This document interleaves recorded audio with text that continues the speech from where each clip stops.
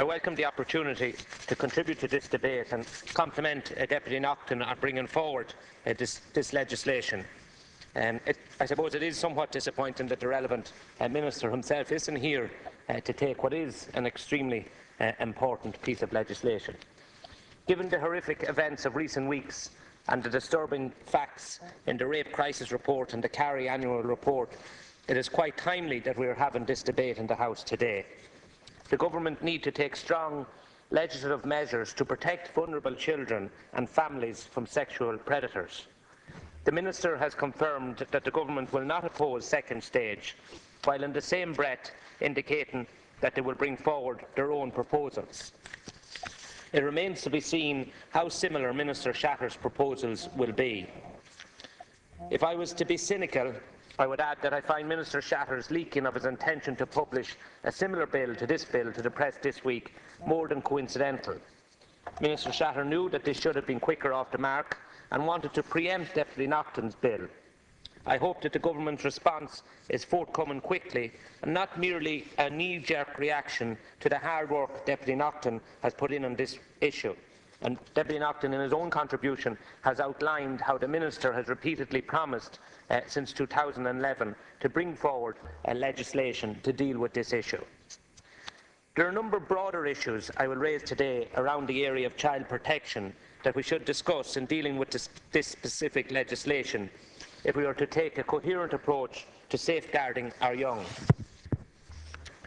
It is worth noting that the independent rapporteur on child protection in his 2007 report called for similar changes to be made to our legislation to the bill that's been proposed today. He did, however, exercise extreme caution to ensure that any legislation that could be forthcoming should be compatible with our Constitution. The fact that this was called for back in 2007 by the independent rapporteur on child protection and nothing has been done subsequently would clearly identify the need for having an implementation plan or a strategy for implementing the reports of these independent experts. Wednesday of this week, the Rape Crisis Support Network called on the Government to introduce legislation that would protect therapy records of child sexual abuse victims in legal proceedings. Again, this was something which was identified in both the 2010 and the 2012 independent rapporteur's report on child protection.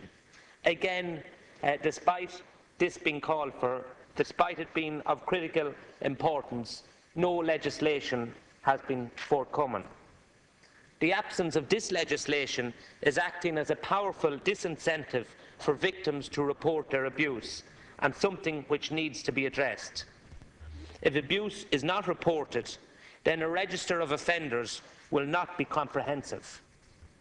People have to be encouraged to report any allegation or observation of abuse, whether they are a member of the family, a friend, or a member of their community. There has to be zero tolerance to any form of abuse being ignored. The other area where we have to tackle very soon in this House is the potential targeting of children on the internet by predators. Not enough has been done in this area, and we have to learn and replicate legislation in other jurisdictions. The grooming of children online is a deeply disturbing development and represents a growing threat to vulnerable children.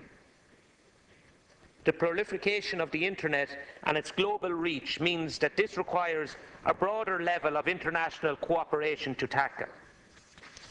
Alongside strengthening vetting procedures, this is one of the most important areas we need to confront in order to protect families from the prospect of child abuse.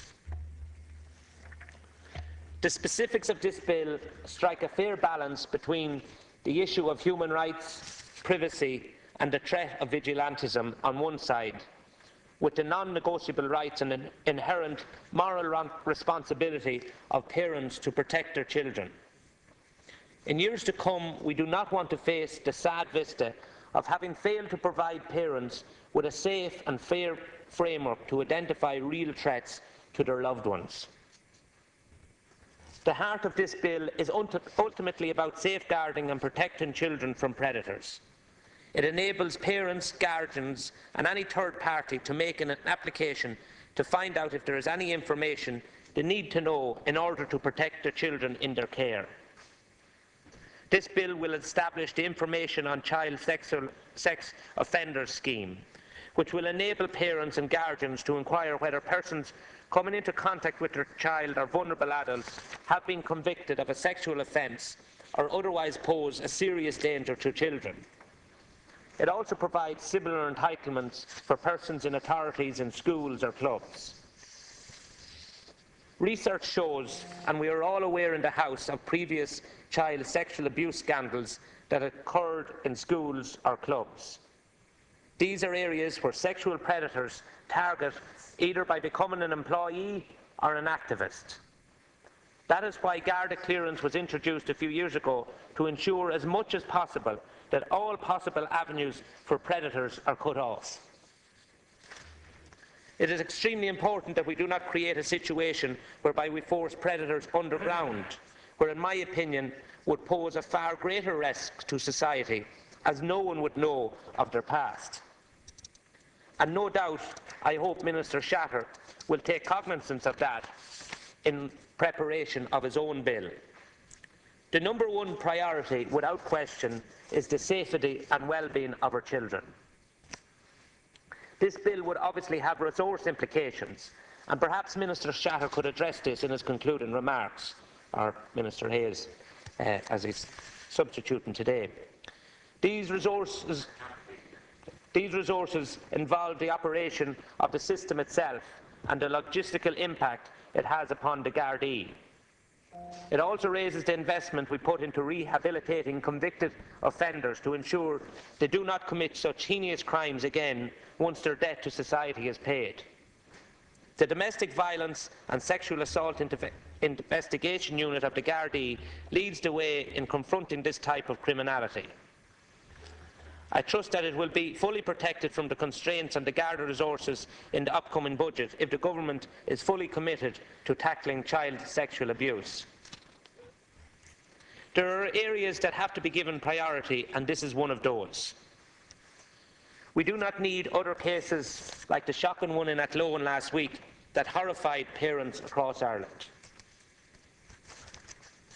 This discussion today brings into sharp focus the need for those in possession of information on child predators to provide that information to the appropriate authorities. During the Dáil debate on the Klein report, various members from the Taoiseach down rightly expressed the outrage of a historical practice whereby information on known predators and known abusers were not passed on to the relevant authorities. Instead, the report chronicled the woefully inadequate and immoral response of moving the abuser from parish to parish, or club to club, or school to school. In the past week, the Carry and the Rape Crisis Network annual reports identified that most child abuse occurs within the family or by persons known to the family. There is a moral obligation and responsibility on everybody, regardless of who you are or what your position is within society, to conform to these standards. The institution never can come first at the expense of children. It is regrettable that Minister Fitzgerald, despite identifying as her main priority and assuming office 2.5 years ago, has yet to publish the long-awaited Children's First Bill, which would make it a criminal offence not to provide such information to the relevant authorities. This legislation has to be given the priority it deserves by her department if we are serious about challenging this problem. I reiterate that this legislation cannot be looked at in isolation. Registration of offenders can only happen if we have a proper vetting system. Last year, the Oireachtas passed Minister Shatter's National Vetting Bureau Children and Vulnerable Persons Act 2012. Yet still, over 8 months have passed since this legislation went through this House, and we are still awaiting Minister Shatter to sign the ministerial order to give this legislation effect. absence of vetting legislation in relation to soft information seriously compromises our child protection system. We all remember the circumstances which led to the death of Holly Wells and Jessica Chapman at the hands of Ian Huntley. In this case, there was a vast amount of soft information available, which, if acted upon, the authorities at the time would have prevented this beast from being appointed a caretaker of a school in Sohan. As a result of this horrific crime in the UK, they introduced legislation in 2005. Surely we do not have to wait for such a crime to have our legislation enacted. At the moment, the HSE is dealing with soft information without any statutory backup. A number of recent judicial decisions, both at High Court and Supreme Court level, highlighted the absence of such legislation. And perhaps the Minister could indicate at a future date what is the delay in commencing this legislation. It is quite obviously a priority from a child protection perspective, but yet still 8 months on it has to commence. The ongoing difficulties with waiting times in vetting applications are a further reminder of the need for adequate resources to be deployed in this area. For our part in Fianna Fáil, we will support this bill, which, as Deputy Denis Naughten describes, has been based on Sarah's law in the UK. The successful road testing of this legislation there since 2008 gives a good indication of its effectiveness. We cannot underestimate the scale of this problem. The annual average number of persons convicted of a scheduled offence under the Sex Offenders Act 2001 is 130. At any one time, there are approximately 300 convicted sex offenders in custody. More than 50% have been imprisoned for the offence of rape, and up to half have been imprisoned for offences that involve children as victims. Just over 1,000 persons are monitored by the Gardaí on an ongoing basis. But the current system of keeping track of sex offenders' location is under severe pressure. In 2008, the CSO records indicated that 16 sex offenders breached their notification requirements. That figure rose to 24 in 2009, to over double that in 2010, at 50 such breaches. And in 2011, 61 breaches were recorded. The facts are striking and are a clear call for new measures. 2 minutes remain. This bill, and I hope the government's response to it, offers a safeguard for worried parents and a legal framework for them to protect their children.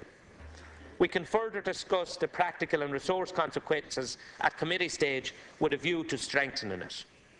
But the fundamental principle underpinning this bill, the principle of safeguarding those most vulnerable in our society from its most predatory elements, is sound. We need to take strong action to protect our children, and as legislators we are obliged to provide a framework to do so. I welcome the bill and I look forward to Minister Shatter's forthcoming response to it. But it only forms one part of what must be a coordinated response touching on a number of issues that I have raised here today.